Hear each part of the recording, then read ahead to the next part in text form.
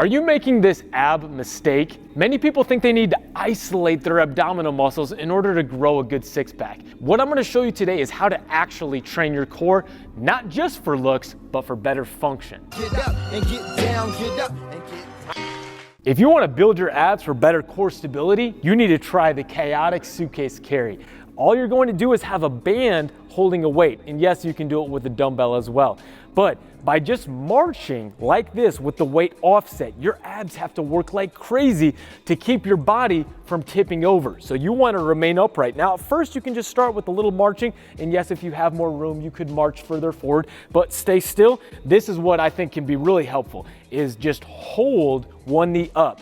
And this posture right here is extremely tough because we're working our core to remain upright and mitigate this frontal plane pressure that's trying to force us over. So your core has to work crazy hard to maintain your posture under load. And that's what makes the chaotic suitcase carry such a great movement. I'm not a big fan of sit-ups, so let me show you a better exercise that's way more functional. This exercise is a banded crunch. It's still going to work your anterior core, but in a way that gets less direct isolated bending out of your low back. Matt, from in this position, is hinging back and using his anterior core to pull the band down. So he's still getting a lot of activation out of his anterior core without direct isolated bending right here. This is a much better position because it's strengthening your anterior core in a standing position, which is where we see a lot of people have weak links. And Matt's going to show you an advanced version next. So this exercise, once you get good at it, what you want to do is called a winning plank. So you're just going to do the same exercise, but you're going to lean into it until you're on your toes, and then you're going to do the same crunch motion in almost a leaned position. Now this might look easy, but this is very difficult, putting a lot of pressure on my core. This exercise has helped me tremendously, not only with lower back pain, but keeping my core tight on world record squats and deadlifts. All right guys, so what you got to remember is the core is not only the anterior side, it's also the posterior side. And for those of you guys that don't have a reverse hyper, here is a good alternative. Put a band to the top of the rack, hook it around your ankle, and pull it to the ground, keeping your legs straight. This is going to attack the glute, the lower back, and it's forcing your anterior abdominal muscle group to stay tight. But the reverse hyper is an exercise that a lot of people don't have access to. Well, now you do. The side plank clamshell is an excellent hip and core exercise that you need to be doing. You're just going to go up into a side plank, externally rotate that hip, hold it up here for 5 seconds, and then back down. Now, here's the key component to it.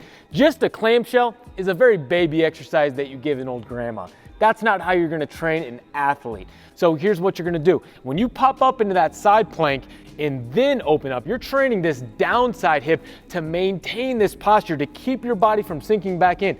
And this downside hip is going to be working like crazy. So you're working your downside core and your glute to be able to maintain this position. And a big thing that a lot of people miss is that your hips, your glutes are directly tied into your trunk stabilizers. So they're just as much a part of the core as your six pack, your obliques, or your erectors. So if you're not training your core as far as your hips to tie in with your abs, you're not getting the most out of your core stability work. Something like this, 10 reps for 5 seconds on each side, you feel that core working? Brutal. So to wrap things up, guys, the key thing that a lot of people are missing when it comes to their core training is they're always training dynamically. When a lot of times in many of the movements that we do throughout the day, and especially in the gym, our core works to limit spinal motion. So if you're not doing isometric work to maintain posture, you're missing out on a key factor that's holding you back from your better performance and increasing your risk of injury potentially because you don't have that ability. Well, guys, I hope you enjoyed today's video. Go ahead and over to Matt's YouTube and Instagram page, give him a follow, give him a subscribe, because he's got a lot of great information. Till next time, guys, happy squatting.